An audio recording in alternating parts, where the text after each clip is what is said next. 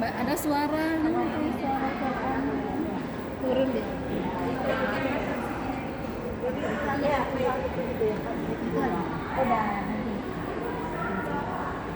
Ini namanya apa teh? Ini namanya apa? Asmaul Husna Kinetik, Ibu. Oh ya.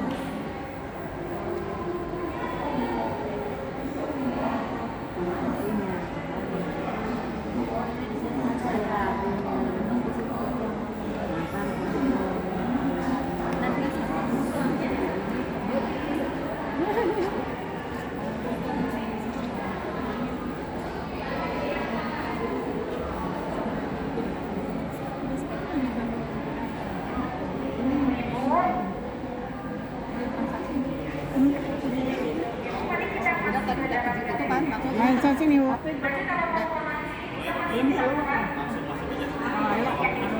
Ya, ayo.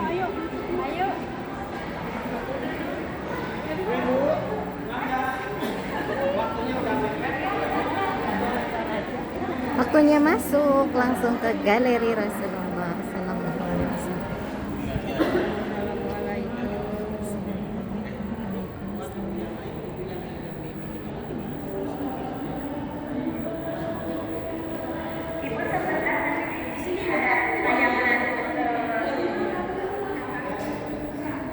Boleh ke sebelah sini, Bu? Nanti di sini ada tayangan sekitar 5 menit. Kalau ada yang mau sambil duduk juga, maka silakan.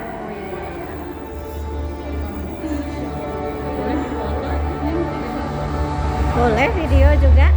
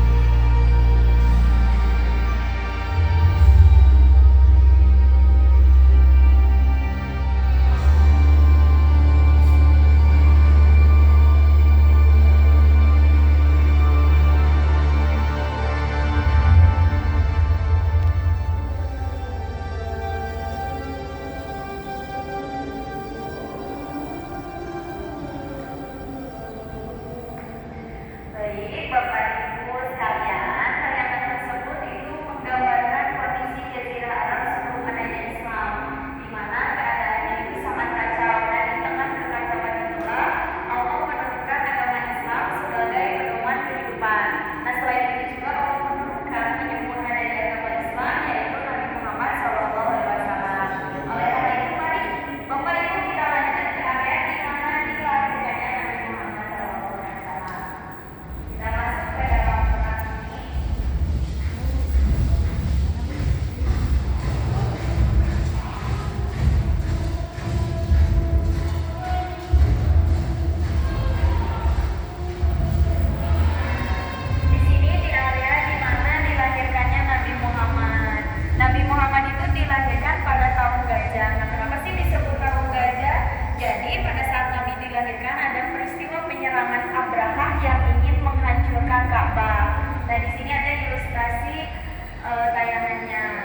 Kemudian di sebelah kiri saya di sini ada ilustrasi peta jalur yang digunakan sama Abraha dan pasukannya untuk menuju ke Ka'bah. Dimulai dari sana ke Jazirah Arab. Nah, tapi sebelum sampai di Ka'bah, di tengah perjalanan, Abraha sama pasukannya itu udah kalah duluan karena Allah Subhanahu wa Ta'ala menurunkan burung ababil yang membawa batu api dari neraka. Nah, di sebelah sini, di belakang Bapak Ibu sekalian, di sana ada ilustrasi lukisan yang menggambarkan peristiwa tersebut. Peristiwa penyerangan Abraha ini tertuang dalam Quran Surat Al-Fil, sehingga di sebelah kiri Bapak Ibu sekalian, di sana ada kaligrafi Quran Surat Al-Fil.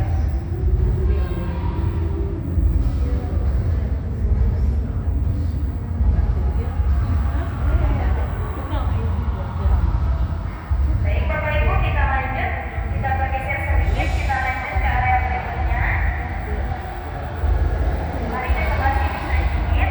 Nah, di sini kita berada di fase pertama di galeri ini, yaitu fase perang kenabian.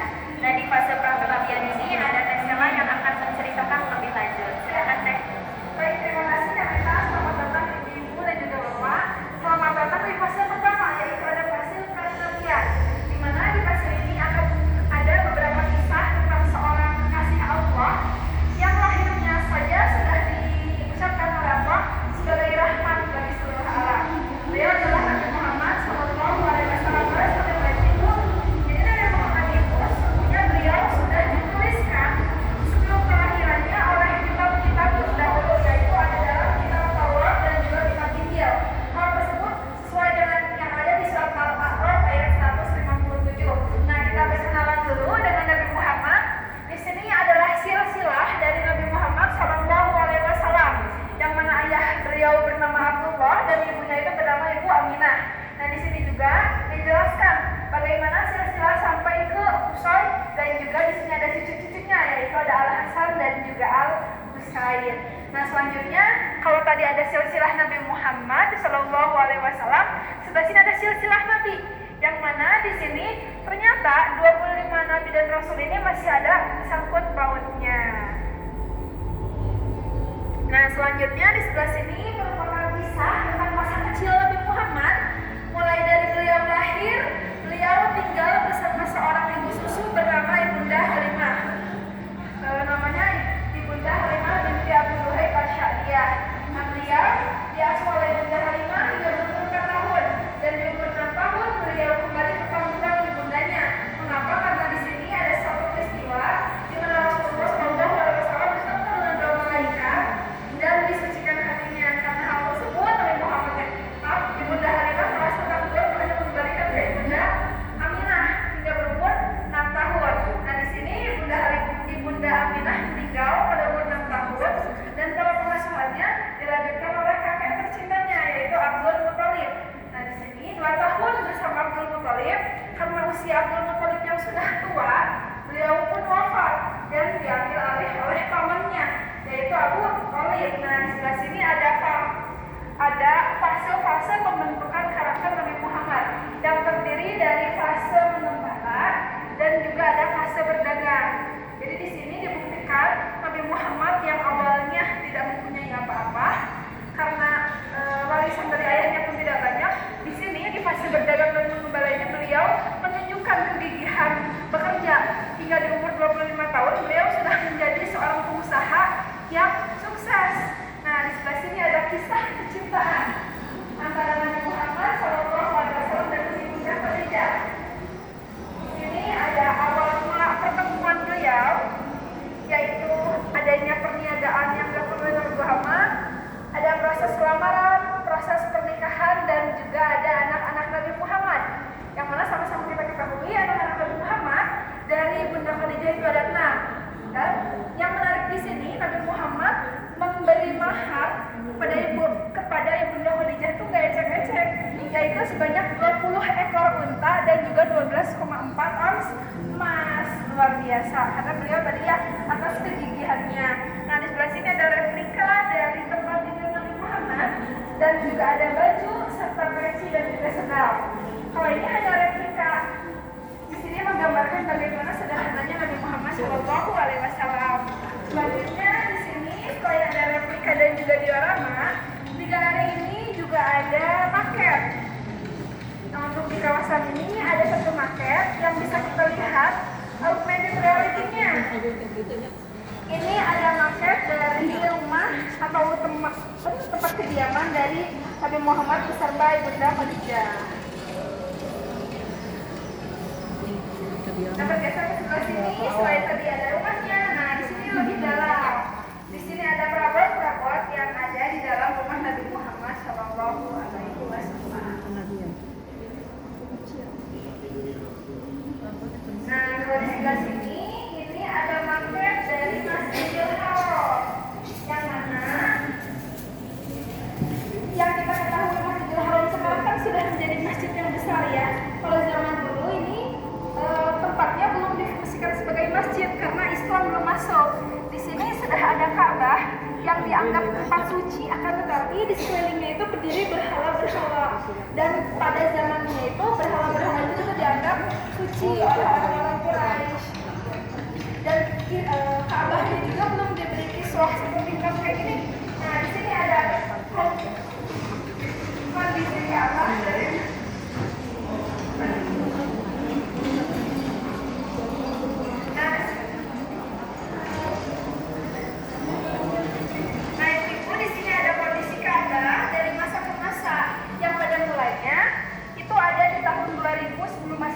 dibangunnya oleh Nabi Ibrahim alaihissalam.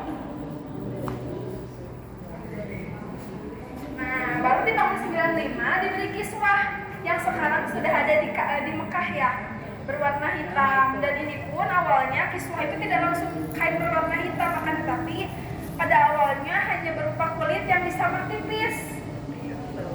Untuk perjalanan di fase pra-kenabian dicukupkan sampai di sini. Nanti akan dijelaskan kembali oleh Kanela. Terima kasih. Iya, terima kasih Tessa. Baik Bapak Ibu sekalian, kita lanjut ke area berikutnya. Nah, di sini ada diorama dari Gua Hiro. Nah, Gua Hiro ini Rasulullah mendapat yang pertama berupa Quran surat Al-Alaq ayat 1 sampai 5. Mari Bapak Ibu kita masuk ke dalam buahnya. Satu saya buah. Boleh, silakan.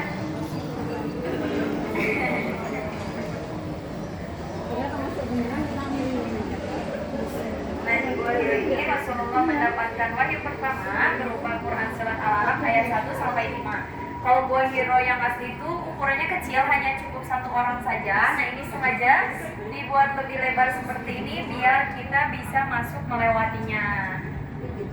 Seperti itu.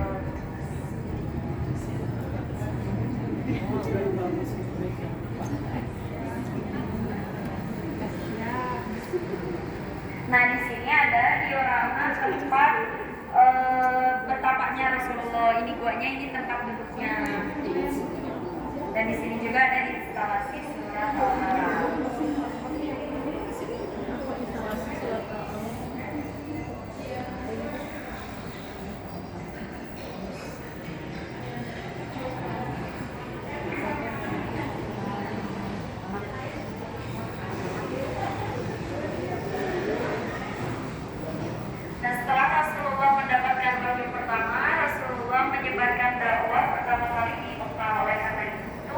Kita berada di fase Mekah.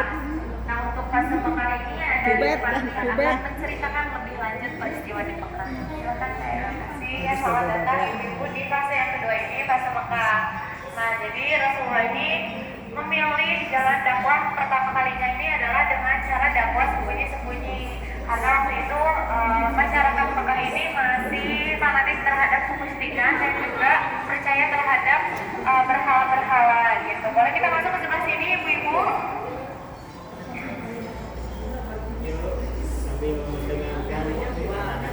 Jadi Rasulullah ini memulai dakwah secara sembunyi-sembunyi ini berlangsung selama 3 tahun, dan beliau ini berdakwah ke orang-orang terdekatnya terlebih dahulu gitu, seperti saudara-saudaranya dan juga sahabat-sahabatnya. Lalu muncullah ke-10 orang pertama yang mengikuti Rasulullah masuk kepada agama Islam, atau bisa disebut juga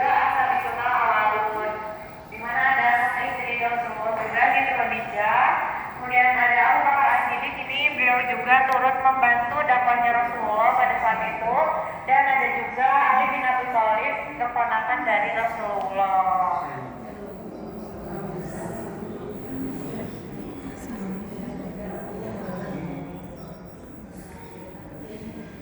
Nah, kemudian di sini ada maket topografi keadaan Mekah pada waktu itu. Jadi Rasulullah ini terdapatnya di balik bukit-bukit. Lalu setelah Rasulullah ini berhasil membawa orang-orang masuk ke dalam agama Islam, turunlah wahyu atau surat yang memerintahkan Rasulullah ini berdakwah secara terang-terangan. Kita ke dalam ini, Ibu. Nah, jadi surat yang selanjutnya adalah Al-Hijr ayat 94. Maka sampaikanlah olehmu secara terang-terangan setelah apa yang diperintahkan kepadamu dan berpalinglah dari orang-orang yang musyrik. Nah, setelah itu Rasulullah ini berdakwah secara terang-terangan, tetapi tidak diterima dengan baik oleh kaum Quraisy. Karena waktu itu Rasulullah bilang siapa saja yang menjadikan berhala ini adalah perantara antara dirinya dengan Allah, maka itu adalah kesesatan yang nyata. Kemudian setelah itu kaum kafir Quraisy ini semakin mengancam, mengejek, menghina umat muslim beserta Rasulullah. Nah, sehingga demi keselamatan umat muslim, Rasulullah menyarankan umat muslim ini berhijrah ke Habasyah. Nah, hijrah ke Habasyah juga Rasulullah tidak ikut serta gitu, dan dibagi ke dalam dua gelombang. Yang pertama ini dipimpin oleh Utsman bin Affan, dan gelombang kedua dipimpin oleh Ja'far bin Abu Thalib. Kemudian di Habasyah ini juga umat muslim sangat dilindungi oleh Raja Habasyah yang baik hati dan bijaksana, yaitu Raja Najasyi. Kemudian di sana juga Islam ini menjalin hubungan kerjasama yang baik.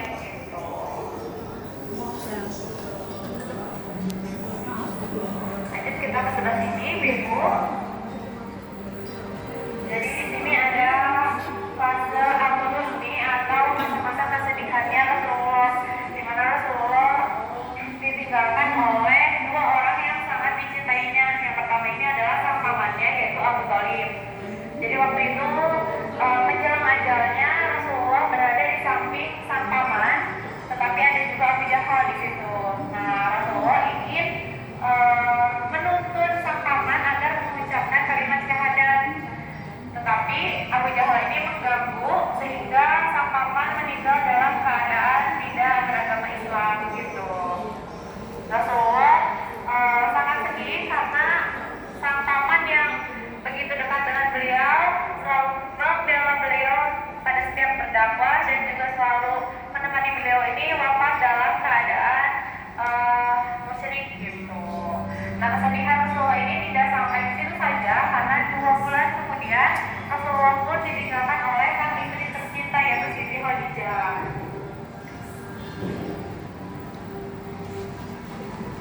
Jadi waktu itu Rasulullah sempat didatangi oleh malaikat Jibril. Nah, malaikat Jibril ini menyampaikan pesan langsung dari Allah. Allah ini menyampaikan pesan kepada Siti Khadijah dan berkata, sampaikanlah kepada Siti Khadijah bahwa dia telah dibuatkan istana di dalam surga, di mana tidak ada kesedihan dan kebisingan di dalam istana surganya Khadijah. Nah, setelah Rasulullah ini sangat bersedih, Allah menghadiahkan atau menghibur Rasulullah dengan perjalanan Isra Mi'raj. Boleh ke sebelah sini, Ibu? Nah, jadi Isra Mi'raj ini adalah perjalanan spiritualnya Rasulullah. Ada 2 perjalanan, di mana Isra ini adalah perjalanan dari Mekah ke Masjidil Aqsa. Kalau Mi'raj adalah perjalanan dari Masjidil Aqsa menuju Sidratul Muntaha atau langit ke-7. Di mana pada setiap tahapan langitnya ini Rasulullah bertemu dengan nabi-nabi sebelum beliau. Gitu. Boleh kita ke atas, Ibu? Di sebelah sini ada ilustrasi perjalanan Isra Mi'rajnya Rasulullah.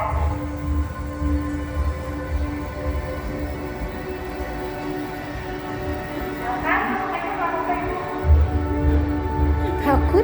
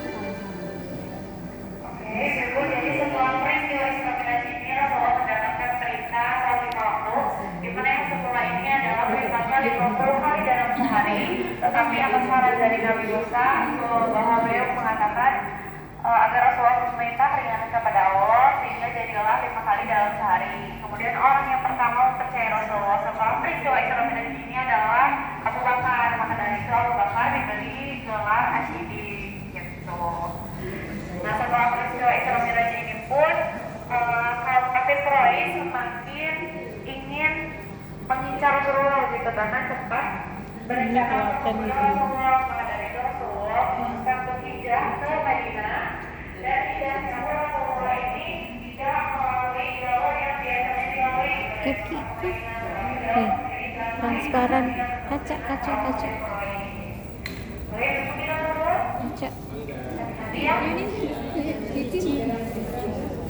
Turun.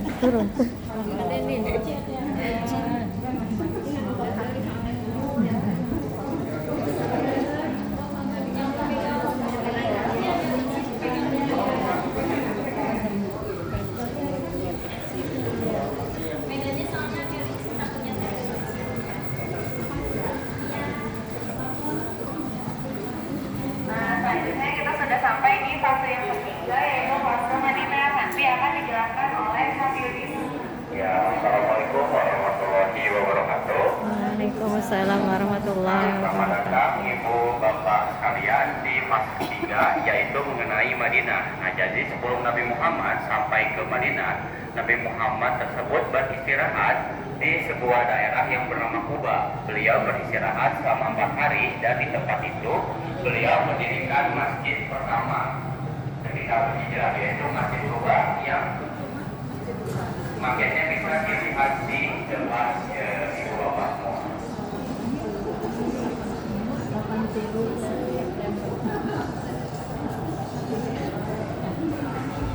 Nah, selain makanya Masjid Kuba juga di sebelah sini ada tempat tinggal Nabi Muhammad dan juga Masjid Nabawi di awal pembangunan.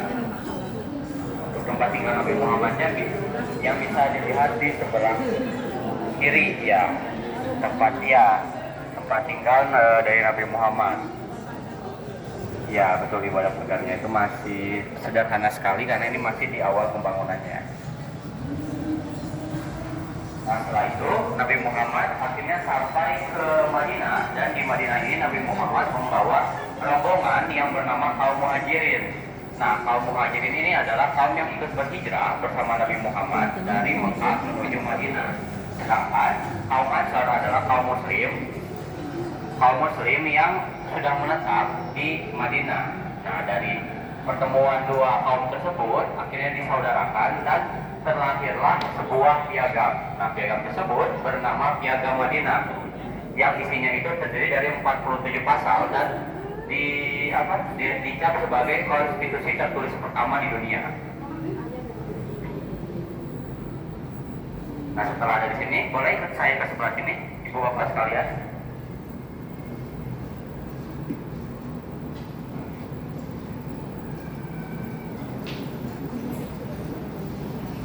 Nah, untuk yang di sebelah kanan saya, ini adalah peristiwa mengenai Perang Badar, yang dimana Perang Badar ini adalah perang pertama yang dilakukan oleh kaum muslimin, dan pada saat itu melawan kaum kafir Quraisy.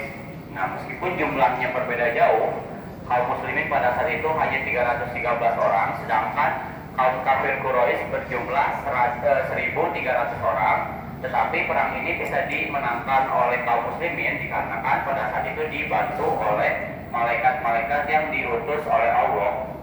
Nah, malaikat-malaikat tersebut dipimpin oleh malaikat Jibril ketika melawan kaum kafir Quraisy. Nah, kemudian di depan saya juga di sini ada dioramanya, ibu-ibu sekalian. Ada diorama mengenai Perang Badar, dan juga di sebelah kirinya ada replika dari baju zirah yang digunakan pada saat itu. Nah, di Perang Badar ini salah satu ibu, maaf ibu, itu tasnya jangan kena dioramanya, bentar ya.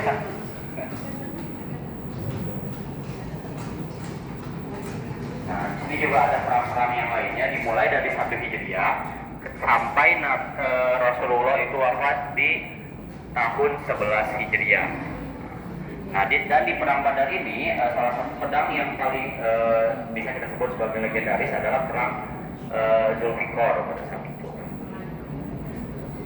Nah, bagi ibu-ibu sekalian, jika ada yang ingin lebih tahu mengenai perang-perang yang lainnya, bisa dilihat di sebelah sini juga.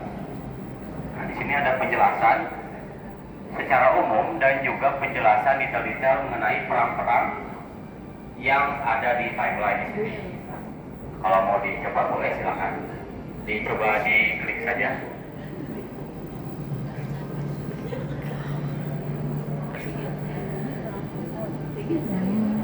Ya, geser. Nah, yang lain boleh silakan untuk menggunakannya. Nah, kemudian untuk yang di sebelah sini membahas mengenai perjanjian Hudaybiyah, yang dimana perjanjian Hudaybiyah ini isinya itu yang paling pokok adalah gencatan senjata selama 10 tahun antara kaum muslim dan juga kaum kafir Quraisy. Tapi perjanjian ini pun nantinya akan dilanggar oleh kaum Quraisy itu sendiri. Nah, selain perjanjian Hudaybiyah ini, di depan kita ada beberapa replika. Nah, bisa dilihat replikanya di depannya. Nah, di sini ada replika surat-surat yang ditulis oleh Rasulullah ketika pada saat itu ingin meminta para penguasa di sekitarnya seperti Raja Persia, Raja Romawi untuk masuk ke dalam Islam. Suratnya ini surat gitu ya. Kalau Nah, ini juga bisa baca nggak, Mi? replika pedang, panah, dan Bisa lain nggak, Mi? sebagainya. Masih belajar.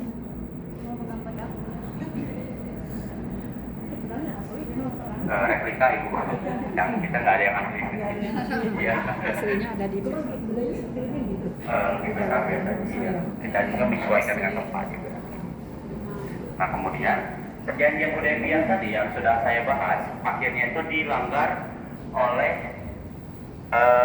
pihak dari kaum kafir Quraisy. Nah, ketika mendengar hal ini, Rasulullah pada saat itu yang sedang berada di Madinah langsung mengirimkan 10.000 pasukan untuk mengepung kota Mekah. Dan ketika itu pun Rasulullah yang memimpin peristiwa ini berkata kepada orang-orang Quraisy yang ada di kota tersebut bahwa mereka akan selamat jika mereka masuk ke dalam rumah masing-masing atau masuk ke dalam masjid. Nah, akhirnya kaum Quraisy yang ketakutan tersebut masuk ke dalam rumah dan masjid, dan kemudian dihancurkanlah berhala-berhala di sekitar Ka'bah. Nah, sebagai tanda kemenangannya, akhirnya azan pun dikumandangkan oleh Bilal bin Rabah. Nah, bagi ibu-ibu atau bapak-bapak yang mau coba medianya boleh silakan tinggal di sentuh-sentuh aja seperti ini.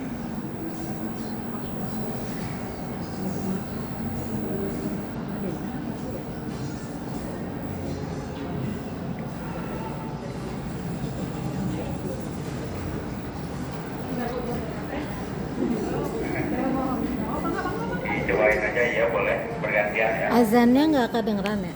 nggak kedengeran ada nggak ada rekaman. Nggak ada rekamannya. Nah, lanjut ke sebelah sini ibu-ibu. Jadi setelah peristiwa ini pun Islam itu semakin kuat. Nggak ada ibu, dan suaranya ada, cuma gambarnya aja. Nah, jadi setelah peristiwa tadi, Islam pun semakin kuat dan akhirnya melakukan ekspansi seperti penaklukan di negara-negara sekitar, dimulai dari Jazirah Arab, kemudian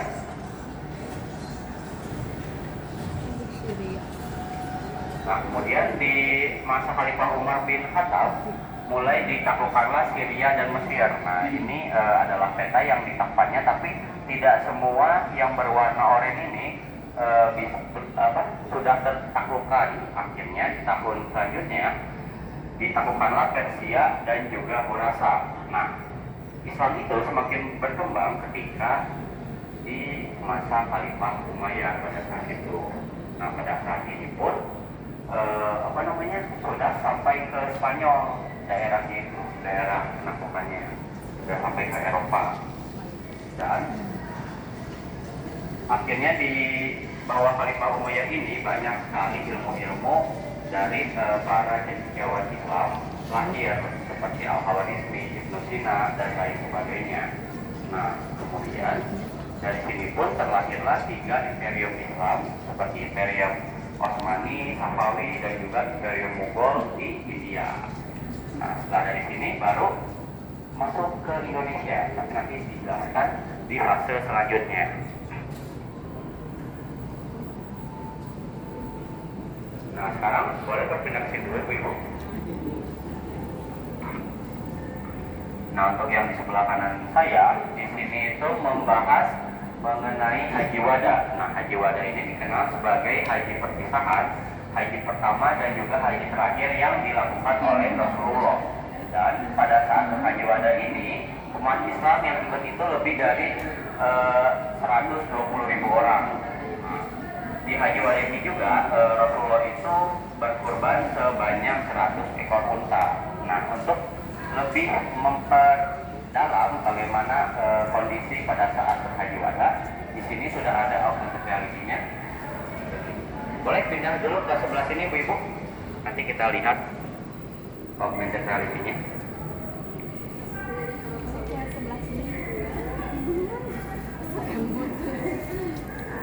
Nah, di belakang Pak Neta boleh belakang.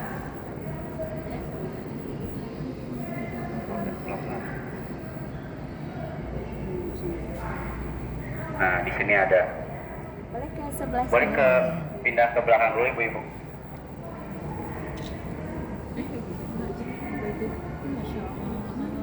Nah, di sini ada penggambaran ketika itu Nabi Muhammad sedang melakukan haji wada bersama 120.000 umat muslim yang lainnya.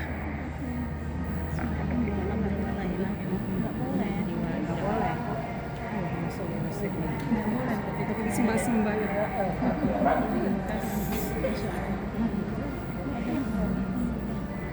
Nah, jika sudah, sekarang kita akan masuk ke dalam ruangan ini, Ibu. Nah, ini adalah ruangan yang membahas mengenai akhir hayat dari Rasulullah. Yang dimana motif utamanya itu adalah mengenai makam Nabi Muhammad, yaitu di rumah Siti Aisyah, dan juga hari-hari terakhir Rasulullah. Nah, barangkali jika ada yang mau berfoto di sini juga dipersilakan. Ya, silakan bisa dilihat-lihat oleh Bapak Ibu sendiri ya, pakai-pakai yang ada di sekitarnya. Dan saya kasih waktu sekitar 3 menit untuk berfoto-foto di tempat ini.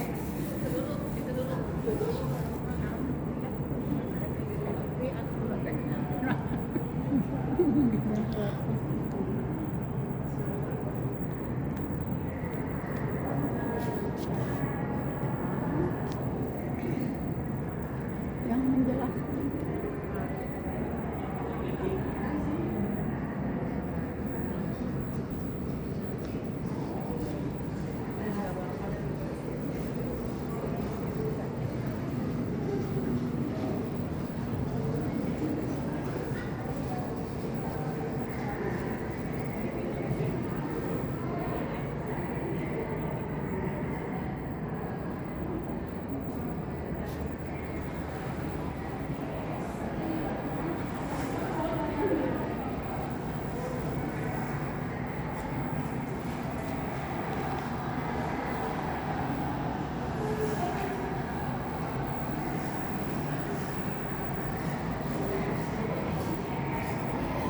Nah, baik Ibu dan Bapak sekalian, saya menemani perjalanannya saya hanya sampai di sini dan nanti akan dilanjutkan oleh Kak Neta. Terima kasih atas perhatiannya. Assalamualaikum warahmatullahi wabarakatuh. Waalaikumsalam warahmatullahi wabarakatuh. Ya, sama-sama.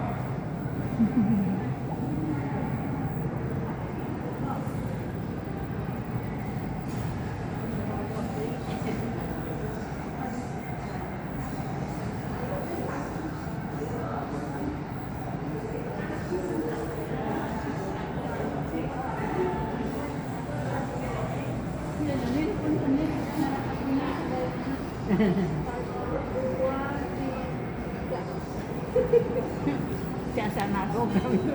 Terbiasa.